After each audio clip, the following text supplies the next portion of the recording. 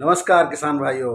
मैं डॉक्टर के भारद्वाज आपके अपने यूट्यूब चैनल ब्रजरज कृषि फार्म से पुनः आपकी सेवा में उपस्थित हुआ हूं। दोस्तों मैं बहुत सारे सम्मानित व्यूवरों ने मुझसे कहा था कि आप एक निकासी पर रिपोर्ट लाइए। तो बहुत सारे प्रयासों के बाद आज मैं कुछ रिपोर्ट मैंने तैयार की है, बहुत सारी मेहनत करी है मैंने। जो रिपोर्ट प्रोडक्शन, निकासी, निर्यात और कितना कोल्ड स्टोरेज है आलू पर, एक कंप्लीट जानकारी है। दोस्तों, आप सबसे पहले मेरे चैनल को, जो लोग नए हैं वो सब्सक्राइब करना न भूलें, और आप अगर लाइक करेंगे, कमेंट करेंगे तो हमारा प्रोत्साहन बढ़ेगा। तो आप ये चीज़ भी नहीं भूलें दोस्तों, कोई भी एक वीडियो बनाने में आपको सारी देखिए पूरी इंफॉर्मेशन जुटानी पड़ती है। तो इंफॉर्मेशन जुटाने के लिए हमें बहुत सारे संसाधनों का इस्तेमाल करना पड़ता है।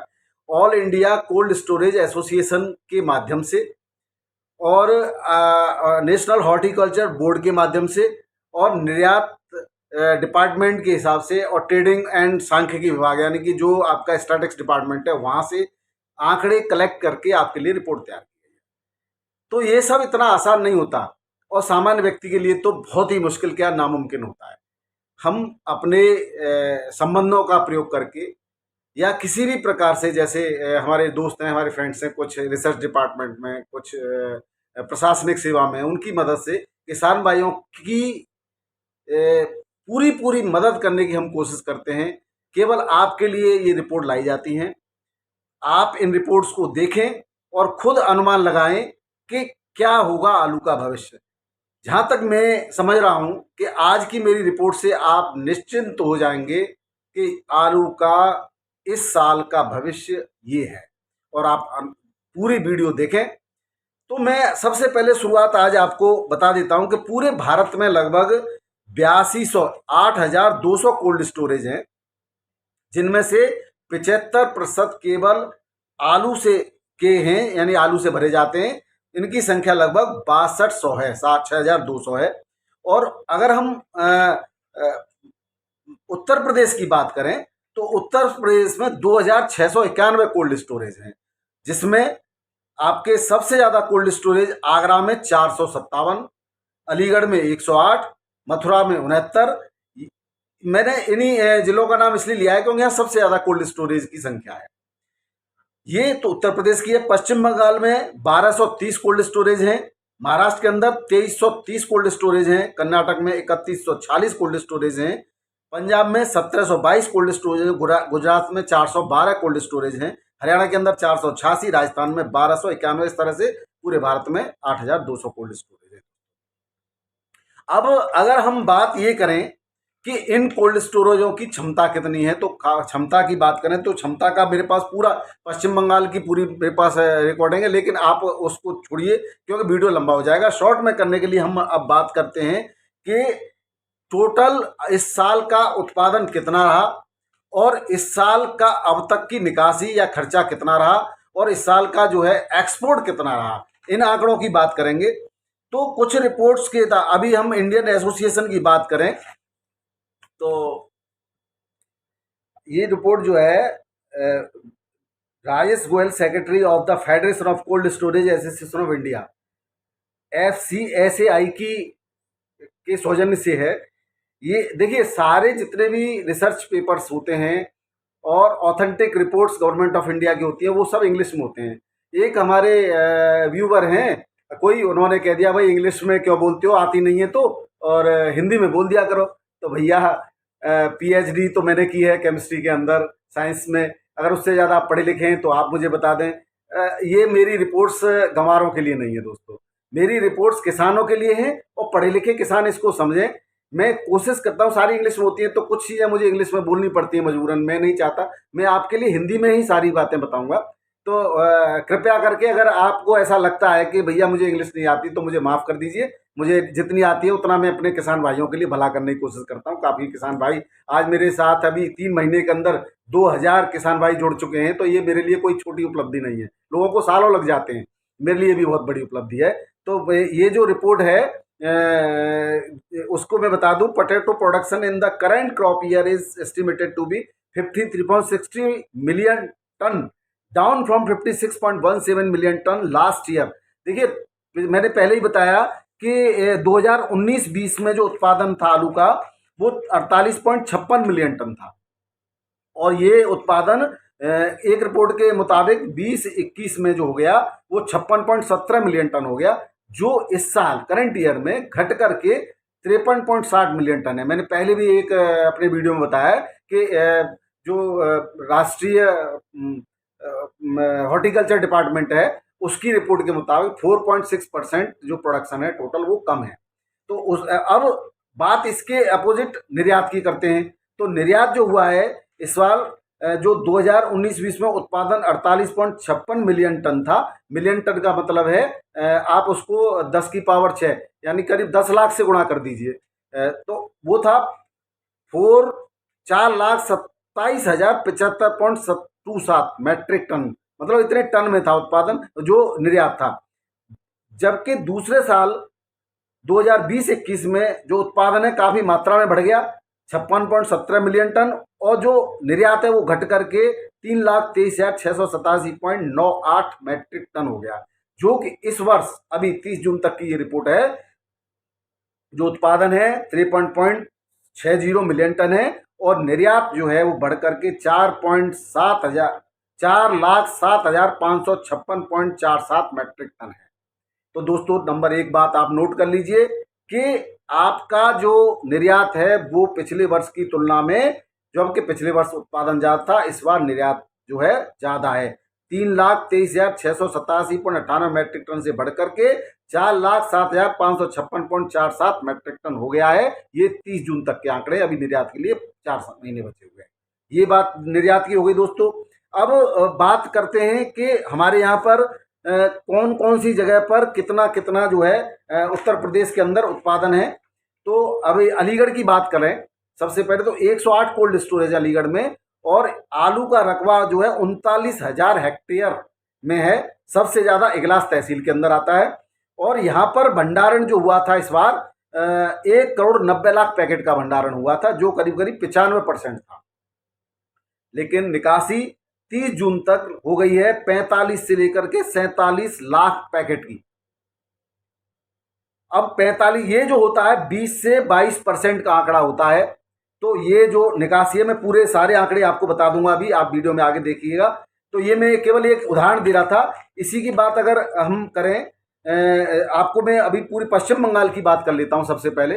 पश्चिम बंगाल, तो पश्चिम बंगाल की बात कर रहे थे, तो पश्चिम बंगाल के जो कोल्ड स्टोरेज एसोसिएशन है वहां के आंकड़े उन्होंने बताया है कि वहां पर जो उत्पादन है वो कम था इस बार। और इस बार उत्पादन जो है, जो कि पश्चिम बंगाल भारत का दूसरा सबसे बड़ा राज्य है जो आलू उत्पादन करता है। पहले नंबर पर उत्तर प्रदेश आता है दोस्तों, दूसरे नंबर पर पश्चिम बंगाल आता है, तो पश्चिम बंगाल, तीसरे नंबर पर बिहार आता है। तो पश्चिम बंगाल जो है उस वहां पर क्या कारण था, वहां पर जो कारण था वो उस मिनिस्ट्री ऑफ एग्रीकल्चर की रिपोर्ट है। पश्चिम बंगाल, पंजाब और हरियाणा में नवंबर दिसंबर में जो सबसे ज्यादा भारी बारिश के कारण जो है पंजाब और हरियाणा के मुकाबले, माफ करना दोस्तों, पश्चिम बंगाल, पंजाब और हरियाणा में नवंबर दिसंबर में भारी बारिश के कारण जो है तो पंजाब और हरियाणा में भी कम उत्पादन है, और जो पश्चिम बंगाल है वो 23%, लगभग 20 से 25 लाख टन कम का उत्पादन हुआ है पश्चिम बंगाल में इस साल, जो लगभग 8.5 मैट्रिक टन प्रोडक्शन डाउन, मतलब पिछले साल 20-21 में 11 मैट्रिक टन हुआ था, और इस साल जो है 8.5 मैट्रिक टन हुआ है। ये रिपोर्ट है Rajesh Goyal, secretary of federation of cold storage association of India की। तो ये मैं बताऊं, अब इस बार पश्चिम बंगाल में काफी कम उत्पादन है, और दूसरा क्वालिटी भी अच्छी नहीं है in compare to previous year 20-21 की तुलना में 21-22 में क्वालिटी और प्रोडक्शन दोनों ही पश्चिम बंगाल के अंदर खराब है। दूसरी, पश्चिम बंगाल की जो प्रमुख वैरायटी है ज्योति, उसके दामों की बात करें तो दाम जो लगभग है 57% ज्यादा है इस साल प्रीवियस सालों की तुलना में, पिछले सालों की तुलना में। इस साल जो दाम है वो 22 से 24 रुपए प्रति केजी के बढ़े हैं, जो पिछले साल 14 से 16 रुपए किलो की थी। पंजाब और हरियाणा की तुलना में उत्तर प्रदेश, गुजरात, मध्य प्रदेश में उत्पादन लगभग ठीक रहा है। और इसके बाद एक जो दूसरे असिस्टेंट प्रेसिडेंट हैं वो अनीस गुरुजी, उन्होंने बताया है potato storage in Bengal is 20% less than previous year, और स्टोरेज भी पिछले सालों की तुलना में 20% लेस है। तो ये रिपोर्ट थी पश्चिम बंगाल की दोस्तों। और मैंने आपको पहले बताया कि 4.6 लाख हेक्टेयर लैंड में जो इसका जो पश्चिम बंगाल में आलू इस साल बोया गया था, 87% ऑफ पोटैटो कैपेसिटी जो है स्टोरेज की भरी गई है कोल्ड स्टोरेज में। और 19-20 में जो है, अगर हम आंकड़े करें कितनी निकासी हुई थी पश्चिम बंगाल से, तो पश्चिम बंगाल की जो निकासी थी वो 19-20 में 30 जून तक 8 से 9% थी। ध्यान दे रहा हूं दोस्तों, 30 जून तक 8 से 9% थी 19-20 में। 20-21 में यह निकासी 6 से 7% हुई। और 21-22 की जो रिपोर्ट है अभी, वो 12 से 15% की रिपोर्ट है 30 जून की। ये है पश्चिम बंगाल की दोस्तों रिपोर्ट, जो है केवल 6 जिलों की निकासी की रिपोर्ट पर आधारित है। कुछ आंकड़े इधर उधर हो सकते हैं, तो अगर कुछ परिवर्तन है कहीं किसी जिले में तो कमेंट बॉक्स में आप मुझे बता सकते हो। मैं आपको बता दिया, सारी जो रिपोर्ट हैं वो केवल 6 जिले नहीं, 6 क्षेत्र, आलू के सर्वाधिक उत्पादन के 6 क्षेत्रों के हिसाब से ये रिपोर्ट तैयार की गई है। अब मैं बता देता हूं आपको, बाकी मेरे पास पूरी रिपोर्ट है, सारे जिलों की रिपोर्ट है, हर जिले में कितना कितना है, लेकिन बहुत समय लग जाएगा। इसकी वजह से जो है मैं आपको बहुत ज़्यादा समय न लेकर के वीडियो कम से कम समय में और ज़्यादा से ज़्यादा आपको इन्फॉर्मेशन दे सकूं, इस तरह की मैं कोशिश कर रहा हूं। तो अब कुल उत्पादन और कुल निर्यात की मैं पहले ही बात कर चुका हूं। तो पिछले वर्ष की तुलना में उत्पादन 4.6% कम था, जो और निर्यात 11.91% ज़्यादा है, लगभग 12% निर्यात ज़्यादा है दोस्तों। तो ये एक रिपोर्ट है। और एक और तीसरी बात जो है, आपके मैंने उत्पादन बता दिया, निर्यात बता दिया, निकासी बता दी, निकासी उत्तर प्रदेश की भी बताऊंगा अभी। लेकिन अभी एक बात और मैं आपको बता दूं, ये है, ये डिपेंड करता है, ये जो प्रोडक्ट हैं, पोटैटो के प्रोडक्ट्स हैं, चील्ड पोटैटो होता है, जो कोल्ड स्टोरेज का पोटैटो होता है, उसके प्रोडक्ट हैं, उसकी जो मांग है, मार्केट आउटलुक है उसका, CAGR जो रिपोर्ट है, CAGR रिपोर्ट का मतलब होता है compound annual growth report, CAGR। CAGR जो है 17% ज्यादा है। ये 17% की ग्रोथ चल रही है लगातार। जो 2020 में जो 1.1 बिलियन USD थी, USD मतलब US डॉलर, वो 2026 में 2.82 US डॉलर होने की संभावना है। ये एक रिपोर्ट का आधार है, मैं आपको स्क्रीन पर दिखा रहा हूं, जो है एक ग्राफ, उस ग्राफ के अगर आप अनुमान लगा लीजिए। तो ये जो रिपोर्ट है वो कंटिन्यूस बढ़ रही है, ये भी एक आपके लिए बढ़िया चीज है। लेकिन आप इस बात का विशेष ध्यान रखें कि कोई भी प्रतिबंधित दवाओं का प्रयोग आलू में न करें, जिससे कि जब भी निर्यात के लिए इसलिए लेबोरेटरी में जाए तो सैंपल फेल न हो जाए। अगर हम पूरे भारत के किसान इस बात को ठान लेंगे तो भारत का भविष्य निश्चित रूप से बहुत अच्छा साबित होगा। हमारा आलू हर देश में निर्यात होगा। ये जो पोटैटो प्रोडक्ट्स हैं, पोटैटो प्रोडक्ट्स में आपके चिली पोटैटो और चिप्स वगैरह और जितने भी इसके सामान नमकीन बनती हैं, जितनी स्टैंडर्ड कंपनियां हैं, वहां पे लगातार हमारी डिमांड जो है बढ़ रही है। ये आप किसानों के लिए एक सुखद अनुभव हो सकता है। भविष्य में आलू एक बहुत अच्छी कैश क्रॉप साबित हो सकती है दोस्तों। अब कुल आलू निकासी पर की बात करें तो उत्तर प्रदेश की बात कर लेते हैं दोस्तों। उत्तर प्रदेश में मई में 9 से 11.6% आलू निकासी थी, जो जून में 16.5 से 19.9% है। पश्चिम बंगाल में मई में 5 से 8% की आलू की निकासी थी, जो जून में 12 से 15% है। पश्चिम बंगाल में मैंने आपको वो आंकड़े दे दिए, 19-20 में 20-21 और 22-23 के वो है।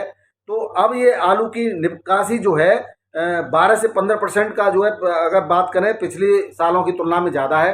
तो चौथी जो बात करेंगे, अब बात करेंगे डैमेज की। तो आपने देखा होगा, प्रत्येक किसान भाई जानता है कि जब हम कोल्ड स्टोरेज में जाते हैं तो अगर जो आलू होली के बाद कोल्ड स्टोरेज में गया है, वो आलू सबसे ज़्यादा डैमेज है। शायद ही कोई आपका पैकेट जिसको धूप लगी हो, टेम्परेचर 46 के आसपास था, वो उसने सहन किया हो और फिर वो कोल्ड में पहुंचा हो और वो दागी ना हुआ हो, ऐसा शायद ही कोई होगा। तो ये जो आंकड़े निकल के आ रहे हैं दोस्तों, ये 15 से 20% दागी होने के आंकड़े निकल के आ रहे हैं। तो इसको भी हम इसमें से लेस कर दें और जून तक की निकासी को हम मान लें, जो है 15 से 20% की निकासी है। उत्तर प्रदेश की जो निकासी है वो 16 से 19% की है। तो अगर इसको मान लें और 15% दागी मान लें तो 30% आलू जो है आपका अब तक खत्म हो चुका है। 40% आपको बीज में चाहिए होगा। अब बचा कितना? तो इन आंकड़ों को अगर देखते हैं तो निश्चित रूप से हमारा जो आलू का भविष्य है वो सुनहरा हो सकता है। और अगर हम बात करें जिले वाइज कि क्षेत्र वाइज के कौन कौन से क्षेत्र में कितने कितने प्रतिशत आलू निकला है, तो मैं बता देता हूं। अलीगढ़ में मई में 10 से 11% निकला था, जून में 20 से 22% हो गया ये आंकड़ा। मुरादाबाद संभल में 6 से 7% का आंकड़ा था मई तक का, जो 10 से 15% हो गया है।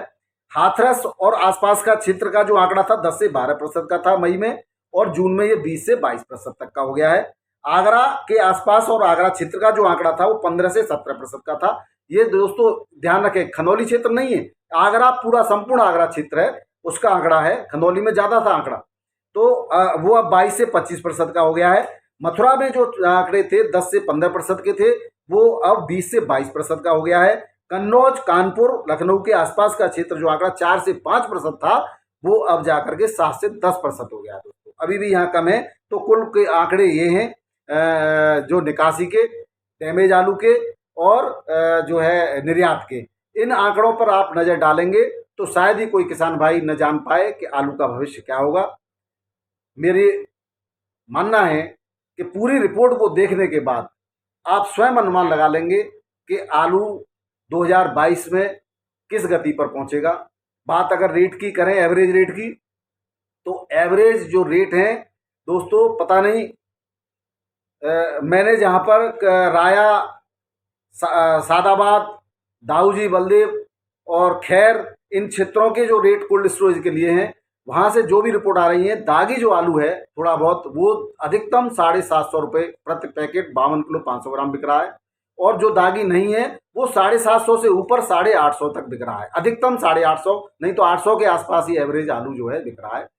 और आगरा में जो रिपोर्ट है, आगरा और उसके आसपास का क्षेत्र, आगरा, फतेहाबाद, शमशाबाद, फिरोजाबाद, टूंडला, इन क्षेत्रों में 900 से 950 के रेट में आलू बिक रहा है। तो मेरा ये जो है निवेदन है व्यापारी भाइयों से कि आप वहां से इतना महंगा क्यों, इन क्षेत्रों में भी आप एक बार ट्राई करें कोल्ड स्टोरेज में, जिससे इन क्षेत्रों का भी, किसानों का भला हो जाए। क्यों आखिर इतना है? मैं दागी की बात नहीं कर रहा, मैं फ्रेश आलू की बात कर रहा हूँ। फ्रेश आलू जो है 750 से 850 के बीच में हम अगर एवरेज माने तो 800 के आसपास ही है। क्यों इतना अंतर है, ये आप स्वयं विचार कीजिए, और किसान भाई भी बताएं कि किसका कितना है। इगलास में जरूर जो है रेट कुछ बढ़े हैं। ये हमारे यूट्यूबर भाई जो बहुत मेहनत करते हैं, आंकड़े देते रहते हैं किसानों को, उनकी मेहनत का परिणाम है। उनको मैं बहुत बहुत साधुवाद, बहुत बहुत धन्यवाद, और बहुत बहुत जो है उनके लिए बधाई देता हूं कि उन्होंने किसान भाइयों के लिए अच्छा कार्य किया है। और जो लोग अभी भी गुमराह कर रहे हैं, वो कृपया करके गुमराह करना बंद कर दें, सही आंकड़े किसान भाइयों को दें, कोशिश करें जितना सही हो उतना दें। देखिए दोस्तों, ईश्वर कोई नहीं है, आलू है, कुछ भी हो सकता है। मैंने पहले भी कहा था, अब आप क्या करें, आप ये करें कि प्रत्येक सप्ताह जो किसान, छोटे किसान भाई हैं, वो कुछ न कुछ मात्रा में, परसेंटेज में आलू अपना निकालते रहें। जो बड़े किसान भाई हैं, जो गाड़ियां निकाल सकते हैं पूरी पूरी गाड़ी, वो प्रत्येक सप्ताह कुछ गाड़ियां मंडियों करते रहे। हम हर प्रतिदिन सारी, लगभग हिंदुस्तान की सारी मंडियों के भावों से आपको अपडेट कराते हैं। अगर आप कमेंट बॉक्स में लिखेंगे कि किस मंडी का आपको देना, तो उस मंडी का भी स्पेशली भाव में आपको अपडेट कराता रहूँगा। तो आशा है आपको वीडियो पसंद आई होगी, और आप स्वयं भी आंकड़ों की जानकारी लेकर के और अपनी जो है निर्णय ले सकेंगे कि हमें क्या करना है। थोड़ा बहुत आलू रिस्क के लिए रखिए, हर प्रत्येक आलू का भाव लेते रहिए। देखिए, डिमांड और सप्लाई का रूल लागू होता है। अगर आप सप्लाई ज़्यादा करेंगे तो आलू के रेट गिर जाएंगे। अगर आप जितनी डिमांड है उतनी सप्लाई देते रहेंगे, तो ये जो आलू का रेट वर्तमान में चल रहा है वो बुरा नहीं है, अच्छा है।